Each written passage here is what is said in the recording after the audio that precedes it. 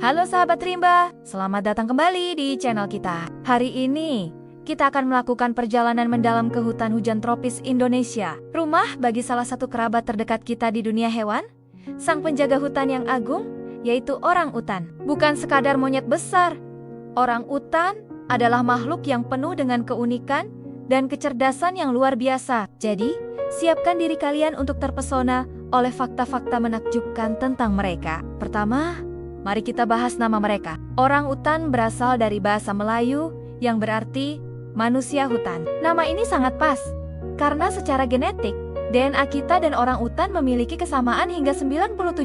Ini membuat mereka menjadi salah satu primata paling cerdas di planet ini. Mereka bisa menggunakan alat, belajar bahasa isyarat, dan bahkan menunjukkan emosi yang kompleks seperti tawa dan kesedihan.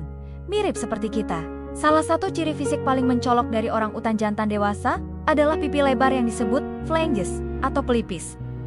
Pelipis ini bukan sekadar hiasan, ini adalah tanda dominasi dan kematangan seksual. Semakin besar pelipisnya, semakin berkuasa jantan tersebut di wilayahnya. Suara panggilan mereka yang dalam dan menggema, yang dikenal sebagai longkol, bisa terdengar hingga 1 kilometer jauhnya. Ini adalah cara mereka untuk memberitahu jantan lain agar menjauh dan menarik perhatian betina. Berbeda dengan primata besar lainnya yang hidup berkelompok seperti gorila atau simpanse, orang utan cenderung hidup soliter, terutama para jantan dewasa. Mereka adalah makhluk penyendiri yang menghabiskan sebagian besar hidupnya di atas pohon. Ya, orang utan adalah primata arboreal terbesar di dunia. Mereka bahkan tidur di sarang yang mereka bangun setiap malam dari ranting dan daun. Bayangkan, setiap hari membangun kamar tidur baru di puncak pohon yang nyaman. Keahlian arsitektur ini mereka pelajari sejak kecil dari induknya. Bicara soal induk, hubungan antara ibu dan anak orang utan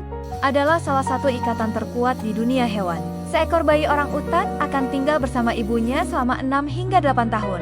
Selama waktu yang panjang ini, sang induk akan mengajarkan semua yang perlu diketahui untuk bertahan hidup di hutan. Cara mencari makanan, buah apa yang aman dimakan, cara membangun sarang, dan cara menghindari predator. Ini adalah periode sekolah hutan yang sangat panjang dan intensif, memastikan setiap generasi orang utan memiliki bekal pengetahuan untuk melanjutkan hidup. Karena periode pengasuhan yang lama ini, seekor betina biasanya hanya melahirkan satu anak setiap 7 hingga 9 tahun, menjadikannya salah satu interval kelahiran terlama di antara mamalia. Sekarang, mari kita lihat kebiasaan makan mereka. Orang utan adalah pemakan buah atau frugivora. Sekitar 60% dari makanan mereka adalah buah-buahan. Mereka sangat menyukai durian loh. Tapi mereka juga memakan daun muda, kulit kayu, serangga, dan terkadang telur burung. Peran mereka sebagai pemakan buah sangat vital bagi kesehatan hutan. Saat mereka makan buah dan berpindah dari satu pohon ke pohon lain, mereka menyebarkan biji-bijian melalui kotoran mereka. Inilah sebabnya mereka dijuluki sebagai petani hutan. Tanpa orang utan, regenerasi banyak jenis pohon di hutan akan terganggu. Mereka benar-benar insinyur ekosistem. Ada 3 spesies orang utan yang diakui saat ini. Orang utan Kalimantan atau Bornean, orang utan Sumatera, dan yang paling baru ditemukan pada tahun 2017, orang utan Tapanuli. Ketiganya memiliki sedikit perbedaan fisik dan perilaku. Orang utan Sumatera, misalnya, cenderung lebih sosial dan memiliki rambut yang lebih panjang dan berwarna lebih terang dibandingkan sepupu mereka di Kalimantan. Sementara itu, orang utan Tapanuli adalah spesies kera besar yang paling langka di dunia, dengan populasi kurang dari 800 individu.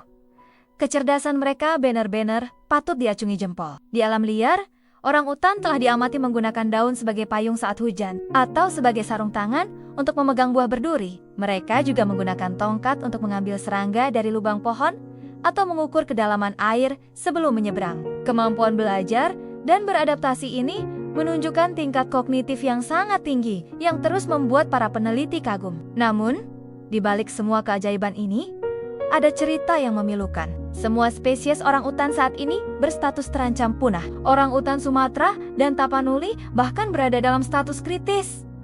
Ancaman terbesar bagi mereka adalah hilangnya habitat. Hutan hujan tempat mereka tinggal ditebangi untuk perkebunan kelapa sawit, pertambangan, dan pembangunan lainnya.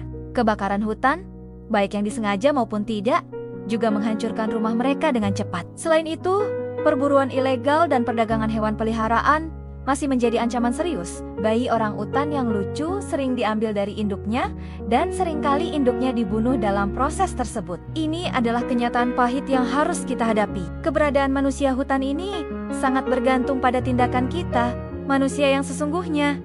Apa yang bisa kita lakukan? Pertama, kita bisa mendukung organisasi konservasi yang bekerja tanpa lelah di lapangan untuk melindungi orangutan dan habitatnya. Mereka melakukan patroli anti perburuan, merehabilitasi orangutan yatim piatu, dan bekerja sama dengan masyarakat lokal untuk menciptakan solusi berkelanjutan. Kedua, kita bisa menjadi konsumen yang lebih sadar. Pilihlah produk yang menggunakan minyak sawit berkelanjutan yang bersertifikat. Dengan mengurangi permintaan terhadap produk yang berkontribusi pada deforestasi, kita bisa membantu menekan laju perusakan hutan. Edukasi juga merupakan kunci. Dengan membagikan informasi seperti ini kepada teman dan keluarga, kita meningkatkan kesadaran tentang betapa pentingnya melindungi makhluk luar biasa ini. Mari kita bayangkan sejenak hutan tanpa kehadiran mereka. Tanpa sang petani hutan, keseimbangan ekosistem akan goyah. Tanpa suara panggilan panjang mereka yang menggema, hutan akan terasa lebih sunyi. Kehilangan orangutan bukan hanya kehilangan satu spesies, tapi juga kehilangan bagian dari warisan alam Indonesia dan cerminan dari kemanusiaan kita. Setiap individu orangutan adalah pribadi dengan karakter yang unik. Para peneliti yang bekerja dengan mereka seringkali bisa mengenali satu persatu berdasarkan wajah dan kepribadiannya. Ada yang pemalu, ada yang pemberani, ada yang suka bermain, dan ada yang lebih serius. Mereka bukan sekadar hewan, mereka adalah individu yang berhak untuk hidup bebas di rumah alami mereka. Jadi sahabat rimba, saat kita mengagumi kecerdasan, kekuatan, dan kelembutan orangutan, mari kita juga mengingat tanggung jawab kita.